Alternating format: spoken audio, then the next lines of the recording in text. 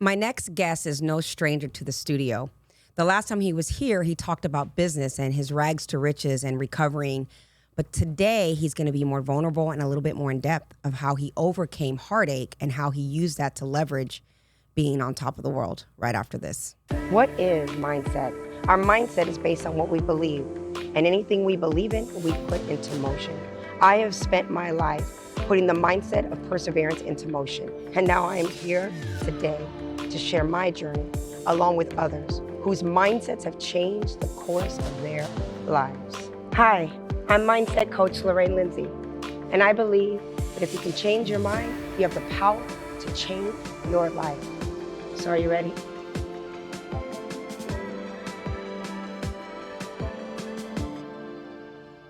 Welcome back to another episode of The Mindsetters, where we believe that if you can change your mind, you have the power to change your life. I am your host, Coach Lorraine Lindsey, a certified life coach, peak performance coach, and mindset coach. And before I get into the show and introducing our guests, do not forget to hit the subscription button, give us a thumbs up, send us your comments. We are growing, and I am so grateful for you all out there who are watching and subscribing. So I want to get right into this show because we are limited. We only have a little bit of time with a lot to say. So much. Right? My guest, again, like I said before, is no stranger to being in the studio, and he talked with us very candidly about his rise and fall in the real estate business. He's become quite the name in the Vegas industry and everywhere else for that matter. But you know what, as we've seen with all high achievers as you watch this show, sometimes we're thriving and we're doing well in certain aspects of our lives, and then other parts of our lives are seemingly falling apart. And he wants to share his journey of while he was rising, while he was building, he was also struggling and going through things in his heartache, but how he was able to surrender to it, let it go, and use it as leverage to get laser focused and to bring him to the point of success that he is. So without further ado, let me welcome Jeremy Lewis. And Thank a little you. bit about Jeremy. Let me give you a little breakdown of Jeremy. Jeremy is recently with the real estate. He's recently been ventured out to something new. You are the real estate division president with the Bocal Group, and that's a huge group. They're a big name in Vegas, right? You have 19 years plus as an agent. You have been seen on HGTV and the $1 Million Listing LA. You're born and raised in Vegas. You came from a family that was huge in the builder and the builders realm, as well as law. And now we are talking about how becoming radically self-aware has changed your life and your business. True. Jeremy, all true things. Thanks for coming back. Thank you. Thanks for having the openness to switch gears a little bit and be a little bit more vulnerable with our conversation. Well, to be honest with you, when I came on, was it 16 months ago, I was in no position to talk about any of this. And now it's, things have changed for the better, as they should. Not necessarily do, but they did. And so it's time that, get it out, because other people, everyone thinks, we put this facade out, and we're supposed to, especially on social media, you're not supposed to put all your fuck ups and all your all the despair and all the times you lose. It's meant for the winning, and so, but people are supposed to understand that. Yes, people are supposed to understand that and take that the grain of salt and be like, here's all the wins. That's not the total picture of his or her life. And now, obviously, that gets lost in translation. Right. I want to fill those gaps in, because and I love there's that. Definitely, the yes, it looks like always killing it. That's not true. But not I love that, because I feel like there is a responsibility for people who have established and built a platform. People are watching, right? And clearly, when you start to build a platform, people are looking at this life and they're living vicariously through that, or they're holding themselves to a standard of, I want my life to be like that. Right. It's not real. And it's not real. And I think that more people should be honest and more open and more vulnerable about their day-to-day life, because I think it makes you more human. I think it makes you more relatable and more transparent. So tell us a little bit about some of the things. And I know personally, because you and I are very good friends, and you've shared some things with me. You've also, like you said, I want to, you coached me for months about my personal life.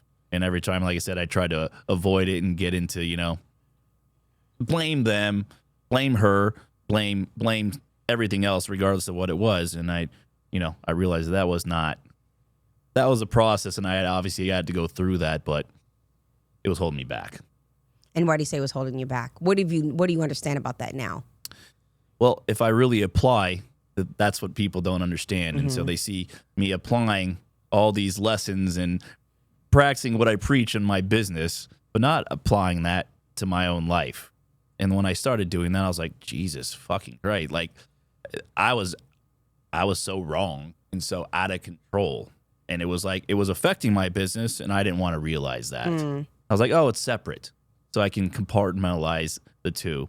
And it's a good thing that for people to know that, like, I had all these struggles, and despite what you see me putting the wins or anyone else, that's not really my life. Everyone has these things, whatever they are. Of course. And so to realize that and not be put into depression, which I've been a person that's done that by looking at all these things that I see in the world and on social media is like, oh, why isn't my life like that? Well, it's not fucking real life. Right. And so take us back then. What were you going through, whatever you're comfortable sharing? Yeah, no, I a have no little bit of problem. what you were going through and why you call it compartmentalize it. I call it cognitive dissonance, right? You were trying to rationalize and block out and put them into compartments. But one of the things is we take us with us, no matter where we go in our lives. And so, like you said, there was an epiphany that you had, like, this is affecting my business. Yeah. I'm going to keep it real. Like I said, I have nothing that I should hide. So yeah, this is your I story. had a long 6.5 year relationship. Her name is Isabella, and I love her to death. I still love her to this day. And if I said anywhere else, I'd be lying. Mm-hmm. And so despite that, the nature of relationship, which was actually, I used to just blame her because I would just react to her stuff. Even though I didn't start anything, I'd sure finish it. Okay. And so my rationale would be like, oh, I'm right, because I'm not instigating anything. I'm not starting anything. Right. These reactions I had were terrible. I was a fucking monster, and it wasn't right to her, and it ruined kind of me, who I was in in other areas of my life. And so I have kind of been on it. I told you I wanted to talk about become self-aware more. It's always going to be more every day, hopefully. But the last 16 months, especially since I've been on the show and we split up again, and it's been the longest we've ever been apart. It's been over 15 or 16 months now. And before that had been maybe first it'd be 2 months, and then 4, and then 6, and then 10. And then and I just was holding on to well, something. you both were holding on, right? Yeah. At different times because, and not, and I just want to give texture to people who are listening. You know, it's that whole cat and mouse thing when we're in toxic relationships where, it's almost an addiction, right, to a relationship. Yeah. Because when you are dealing with toxicity, you get extreme highs and you get extreme lows, right? So the makeups are always amazing until it starts to fall apart again and become dysfunctional and toxic. And then you have these nasty breakups. Then you miss and yearn the person. Then you get them back. And you just go through this vicious cycle. That's 100% what happened. And also, like I said, some men aren't like this. I am. I like to chase. I like a challenge. And she knew that. Like she never made things easy on me, and I thrived off that because I like a challenge in everything in life. And so, it's actually something I give a fuck about. Well, did you feel like it was you making it a challenge, or did you feel like you were enough? Because I think you were chasing that more than anything. I lived on the alpha male part of me. It was like you said, I chase and I get what I want, and like I said, that was like that reward that I was searching after. And it was toxic. It was fucking toxic. It had nothing to do with her. The other part was, like you said, I was on this crazy mission. Everything I did was actually not part in the last maybe 16 months was not for me. I did it all to prove to her that I was good enough. Was it so that she would want me? Now I'm going to challenge you here because I told you if you come on, I'm going to challenge you a little bit. Let's do this shit. But were you doing it for her, or were you trying to prove something to yourself? Like you said, the funny thing is, it's not even funny. The ironic thing is that I've seen therapists, I've seen shrinks, I've had coaches like yourself, and the thing is that regardless of their personal life, they could have the worst, most toxic, fucked up shit going on in their life, but since they're out from looking from the outside in and completely unbiased, they can see things and give the way better advice and evaluate things much better than me because there's no skin in the game. There's no skin in the game. Yeah. And Yeah, I remember when my time working with you, I was just so fucking oblivious and about everything because I didn't want to look at me. I was like, but what about her? Right. What about her? And you're like, it's not about her. And I wasn't fucking hearing it from Yeah, you. that's true. I was not. Well, because, and again, I talked about this recently in the show. I said, when things need to change, it isn't what's outside of us that needs to No, change. That's what it was me. That's what we're hoping for, though, right? Like when you love somebody based on your capacity and your understanding of what that means to love. Yeah.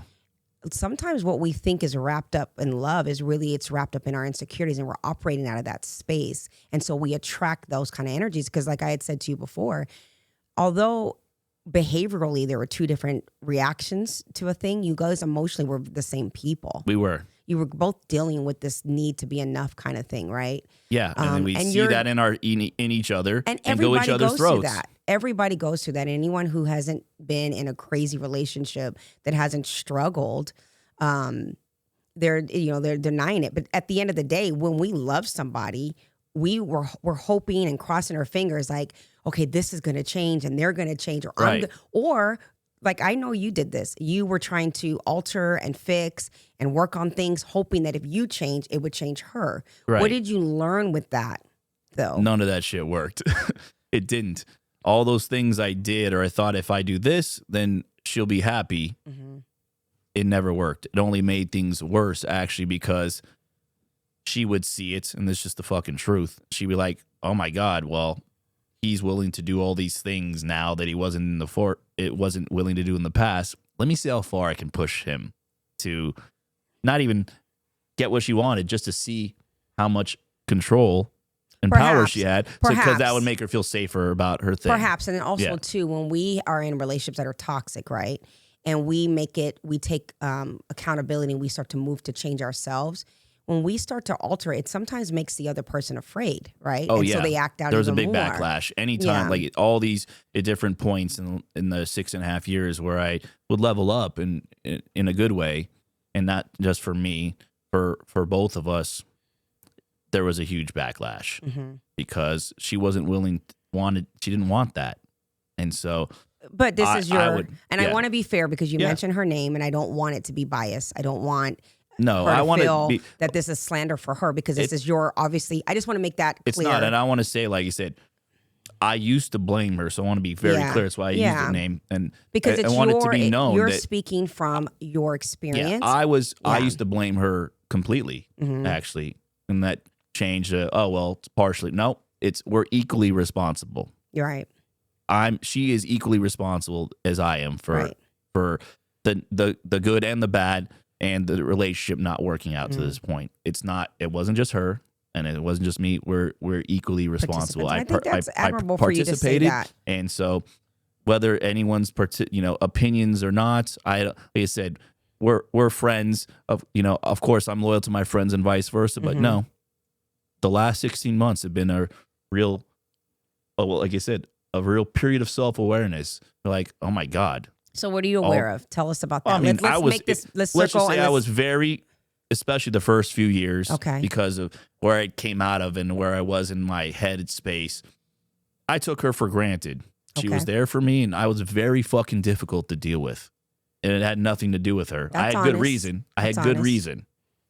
Considering my condition, my past conditions, but she was there, and she dealt with that shit. And yes, it just is. The funny thing is, the sad actually to me is looking back is that as I was unbearable sometimes. And but forget about that, Jeremy. No, I'm just saying. I'm not. That's not here. Let's not make it about. Let's not make it the her show. But I'm saying it's not her. I'm saying it was. Let's go to now for you, right? Because people are gonna watch this. I don't want people watching this and thinking Jeremy's just still stuck in this old mantra, right? No. Let's talk about you today, because you said 16 months. You were on the show 16 months. For 15 months of that time, that person's been out of your life. And I know, like anybody who's really loved somebody, and you have to make a decision, that the pain is greater than the love. And so I have to pick me and choose me. And you did that. And as a result of you choosing you, as painful as it was at times, and I know you missed her like crazy and still do, but absolutely. you True. became focused and you made you a priority. So let's talk about that because I feel like that's powerful. And I think that everybody who sees you as a strong person, always laughing, always complimentary, always being this great guy for a lot of people. And I see that about you all day long. Thank you. But to finally see some of that for yourself, and you've taken a leap of faith. You were with a company, which I was saying I was with the same company, and they're a great group of guys. I learned so much from working with that company. Yeah, I built my whole business and career. And you decided for self that I'm going to take a leap of faith. And all of these things and these trials and tribulations you've been to has given you this stamina and this strength to believe in yourself. So I want you to talk about that. Yeah. What was that for you with all that you went through in the last 15 months that you have just been laser focused in really building yourself, building your brand? Because you have done an exceptional job no matter what anybody's, because I know you've got haters out there too. Well, that means you're doing well. Everyone that does well. I always say haters are fans in denial. That's a quote somewhere. That's the sign you made it. Right. So talk to us about that, because one of the things that I've always admired about you, and I've shared this with you, is that you don't stop. It doesn't matter what people say. You do you, and you on every single time, from the first video back in the day where your head's cut off and the lighting's terrible, dancing around, to like some really good branded stuff, to big huge companies like the Boco Group saying we want you on board with us. So talk to us about that. Talk to us about that that belief in yourself to do these things. Yeah, I didn't have that. And I would, like you said, all the decisions, all the level ups were not for me. They were for her. Right. So they'd be like, oh, well, now she'll see that, I'm good enough. And so then I actually changed that. And I was like, well, now I need to do something. None of that's working. It's been 6.5 years. I need to do something for me. And if it doesn't work out, at least I tried something different for once. Right. And what was the moment for you where you're like, I need to start doing this now for me? And how did that make your business level up? Yeah, it's back to my relationship with her, is that nothing I did worked, made anything better. Right. I thought I'm a man. It's like, oh, I take these actions, these concrete moves, and that should improve based on what I'm hearing. Oh, if you do this, this'll make things better, but it never did. So I was like, what can I do not for someone else for once? Because the lesson is this: when someone requires you to do a change that they're unwilling to do, they're never going to change. Right. Do you know what I mean? Yeah, and it's not a knock towards it. She didn't want to change. And I'm not knocking her, of course. And I didn't want to let her go because I loved her. And so I was like, okay, I'm just going to play this game for her. And then I realized that wasn't helping. Right. It didn't make anything fucking better. It caused more resentment, at least on my part, because I'm like, I'm doing everything. I'm moving heaven and earth. And things are getting worse, not better.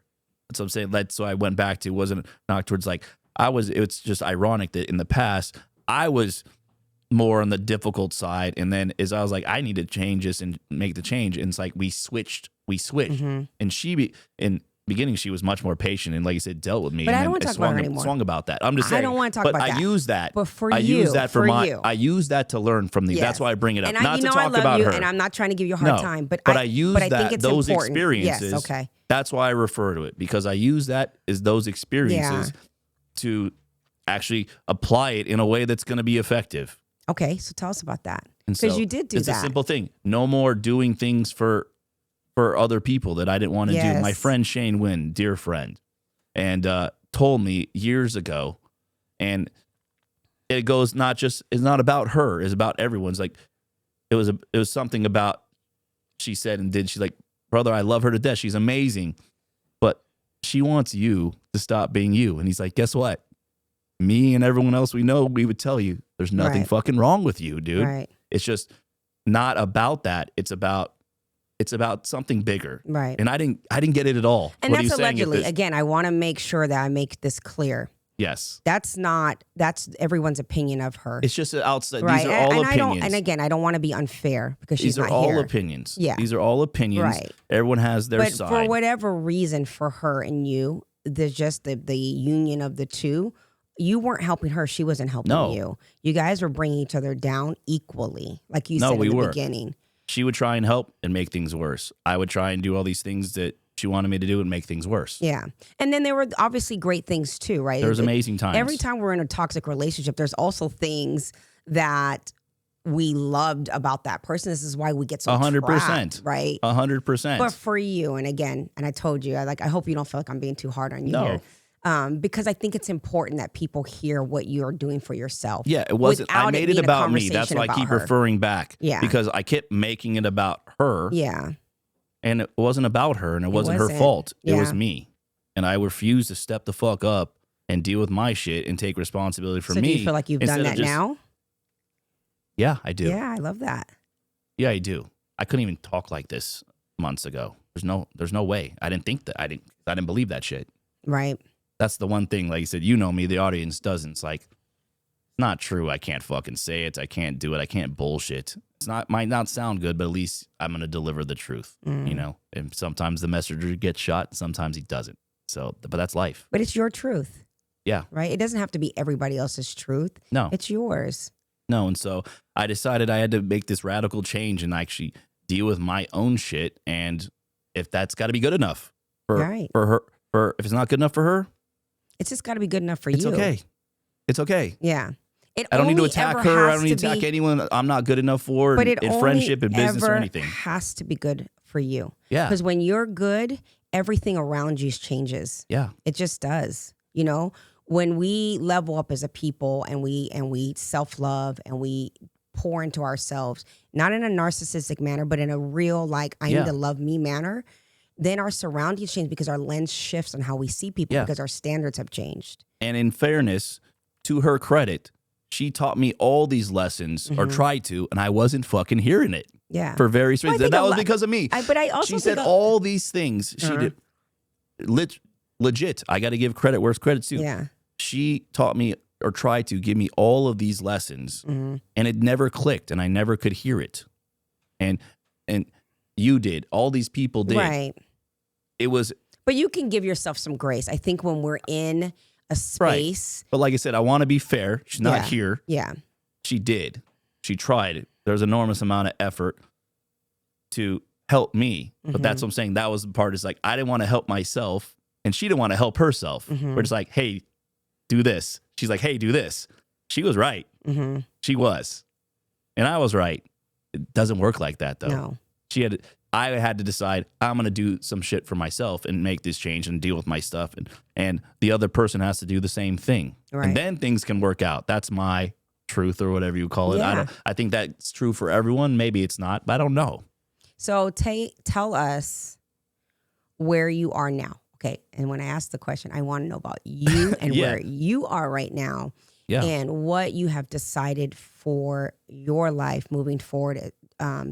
Because obviously there's still a lot of emotion there, and understandably, I mean, well, that's how I knew. At least that's how you know it was real. Yeah, in my opinion, like it's all to be Everything's caught real. up in the moment. Well, I'm just saying everything is real. Yeah. Right. Everything is real and unreal at the those exact relationships same time. can be a cycle, like you said, addiction, and reward risk, reward slot machine But theory. back to you. But yeah, it's real. Tell me for you. It was real for you, Jeremy.